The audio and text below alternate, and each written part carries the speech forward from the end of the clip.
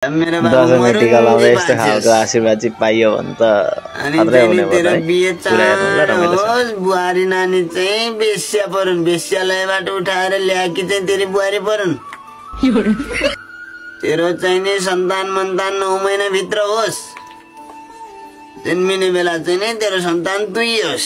बच्चा चाहिँ मेरै बाबुको होस्, तर बिउ भने गाउँलेको होस् है बाबु।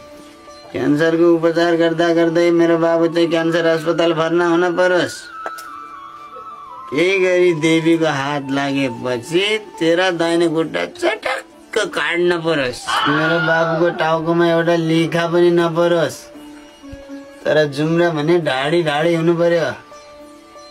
घरमा मेरो बाबुलाई चाहिँ नि भोकमारी लागोस्, चामलको हनिकाल परेर माटो खानु परोस्, गोबर खानु परोस्। अन्त्यमा मेरो बाबुलाई जमरा लाउन भन्दा अगाडि मेरा बाबुको नाम भन्न चाहन्छु। फत्ते मेरा बाबुको होस्, राम नाम सत्य। अनि काका दक्षिणा खै त? अब बाबु म बुढो मान्छेलाई पैसा कसले दिन्छ र म तँलाई दक्षिणा दियो बा?